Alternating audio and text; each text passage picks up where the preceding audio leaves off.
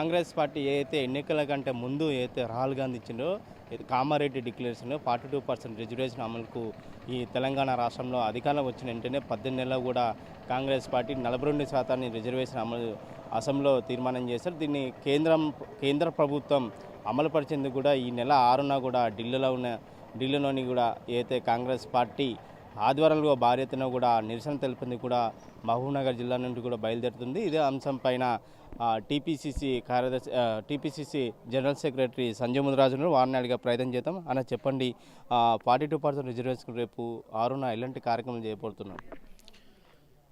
మీకు అందరికీ తెలిసిందే. ఇప్పుడు బీసీ 42% రిజర్వేషన్ ఏదైతే ఉందో అది చివరి దశకు చేరింది. ఇప్పుడు కాంగ్రెస్ పార్టీ ఏదైతే ప్రజలతోటి వాగ్దానం చేసిందో ఓబీసీలతోటి ముఖ్యంగా వారి అమలు చేయడం ఒక తీర్మానం చేపించి అసెంబ్లీలో తీర్మానం చేసి ఇక్కడ కేంద్రానికి పంపించడం జరిగింది. ఇప్పుడు పార్లమెంట్లో ఆ అంశం ఉంది.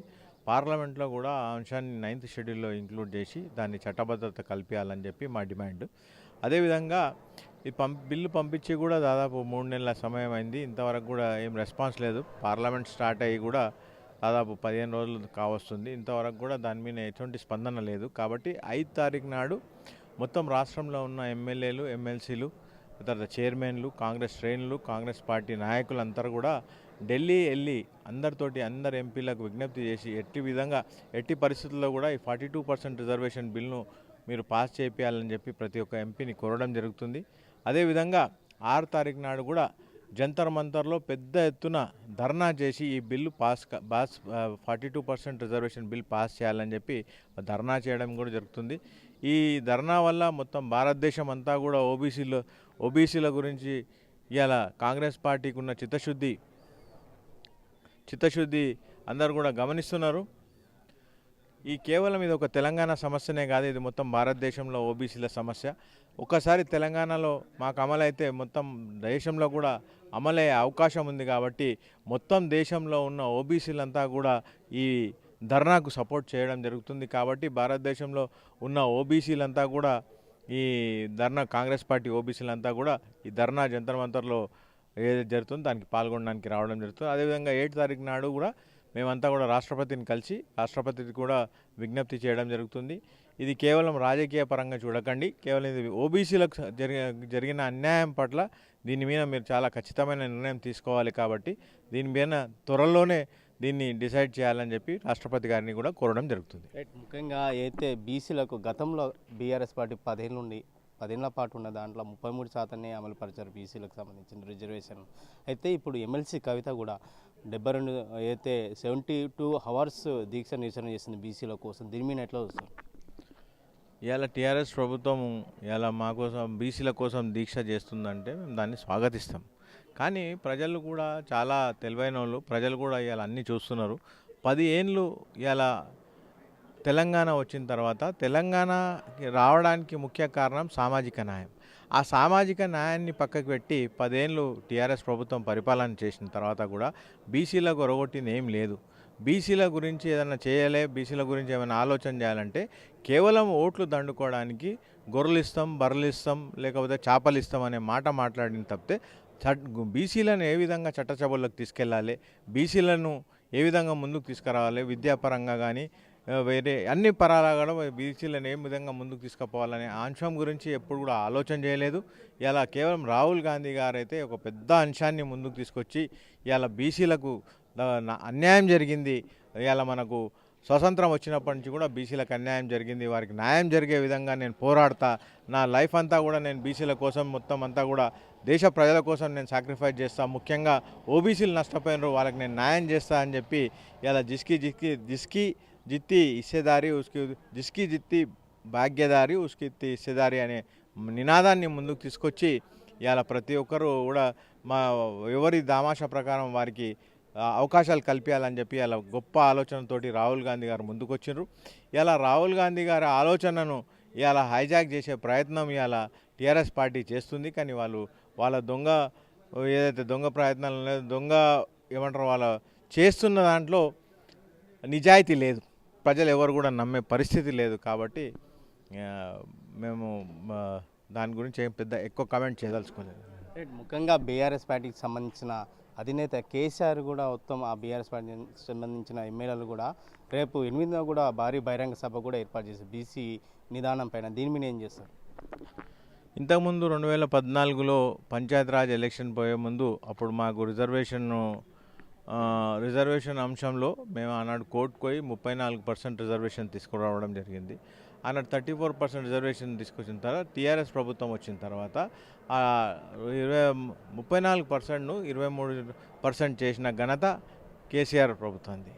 ఆనాడు దాని గురించి ఏం మాట్లాడలేదు. ఆనాడు కూడా 23% 34% ఎందుకు అమలు కాదు అని గురించి ఆలోచన చేయలేదు. ఆనాడు ఆర్డినెన్స్ తీసే అవకాశం ఉండే 34% అట్లనే కంటిన్యూ చేయడానికి. ఏనాడు కూడా ఓబీసీల పట్ల వాళ్ళు ఎప్పుడు కూడా శ్రద్ధ చూపలేదు. ఓబీసీల పట్ల వాళ్ళు ఎప్పుడు కూడా ఆలోచన చేయలేదు. ఇవాళ 8 తారీఖు నాడు వాళ్ళు దానం చేసిన హాస్యాస్పదంగా ఉంది. వాళ్ళు వాస్తవంగా కూడా బీసీల మీద వాళ్ళకి లేదు, వాళ్ళకు ఇంత కూడా కొంచెం కూడా ప్రేమ లేదు.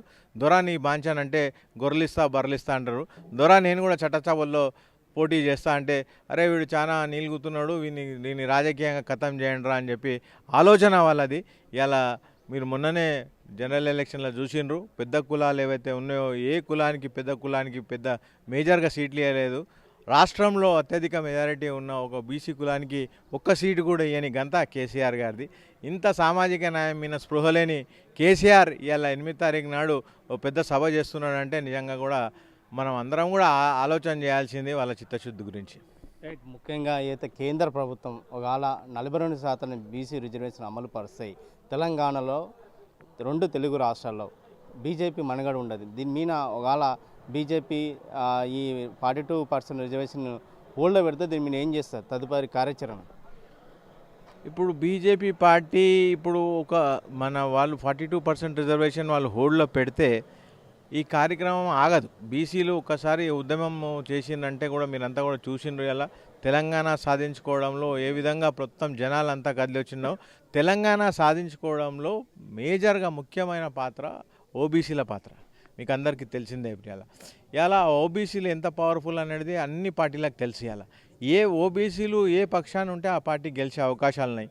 ఇలా ఓబీసీల పట్ల ప్రేమ ఉంటే తప్పకుండా బీజేపీ నిజంగా కూడా చిత్తశుద్ధి ఉంటే ఓబీసీల గురించి ఆలోచన చేస్తే, రాజకీయ అంశంగా దీన్ని చూడకుండా కేవలం ఓబీసీల గురించి ఆలోచన చేస్తే తప్పకుండా ఈ బిల్ పాస్ అవుతుంది. దీని బిల్లును రాజకీయం చేయాలంటే దీని పట్ల ఓబీసీలు చాలా పెద్ద ఎత్తున స్పందిస్తారు. చాలా పెద్ద ఉద్యమం నడుస్తుంది. ఇది ఆగదు ఇంకా ఇది. ఎందుకంటే 75 సంవత్సరాలు ఓబీసీలు ఇలా ఓడ్చుకొని ఇంతవరకు ఉన్నారు. కానీ ఇప్పుడు ఆగే పరిస్థితులు లేరు. ఇలా ప్రతి ఒక్కరు ఓబీసీల గురించే మాట్లాడుతున్నారు, ఓబీసీలకు జరిగిన అన్యాయం గురించే మాట్లాడుతున్నారు. కాబట్టి ఓబీసీల ఉద్యమం ఆగదు. ఇది సాధించే వరకు కూడా ఉద్యమం జరుగుతుంది. అదేవిధంగా కాంగ్రెస్ పార్టీ కూడా చాలా చిత్తశుద్ధితో 42% రిజర్వేషన్ సాధించే వరకు కూడా ఆగే పరిస్థితులు లేదు. వాళ్ళు కూడా మేము 42% రిజర్వేషన్ అమలైన తర్వాతనే మేము ఎన్నికలకు వెళ్తామని చెప్పి చాలా స్పష్టంగా చెప్పడం జరిగింది. రైట్. మొత్తం మీద అయితే ఎన్నికల కంటే ముందు ఇచ్చిన అయితే హామీ ఉందో 42% బీసీలకు రిజర్వేషన్ ఖచ్చితంగా మేము అధికారంకి వచ్చిన వెంటనే 18 నెలలను కూడా తెలంగాణ రాష్ట్రంలో 42% రిజర్వేషన్ అమలు చేశాము అసెంబ్లీలో. దీన్ని కేంద్ర ప్రభుత్వం కూడా ఆర్డినెన్స్లో 9 షెడ్యూల్లో పెట్టే విధంగా మేము పోరాడతాం. రేపు జరగబోయే భారీ నిరసన కార్యక్రమం తెలంగాణ నుంచి కూడా కాంగ్రెస్ పార్టీ శ్రేణులు పెద్ద ఎత్తున తరలివెడుతున్నారు. ఖచ్చితంగా 42% అమలుపరిచే విధంగా కేంద్ర ప్రభుత్వం ఒత్తిడి తీసుకొస్తామని చెప్పి తెలియజేసిన పరిస్థితి కనిపిస్తుంది. వీడియో జర్నలిస్ట్ నర్సింగ్ రెడ్డితో రామకొండ ఆర్టీ, మహబూబ్ నగర్. తెలుగులో ఫాస్టెస్ట్ న్యూస్ ఇప్పుడు కొత్త అవతారంలో 5 సెకండ్లోనే పూర్తి వార్తా సమాచారం మీ చేతిలో. సోషల్ మీడియా ట్రెండ్స్ మీ కళ్ళ ముందుకే live TV and voice search ఆప్షన్స్తో ఇప్పుడే డౌన్లోడ్ చేయండి. యాప్ లింక్ డిస్క్రిప్షన్లో ఉంది.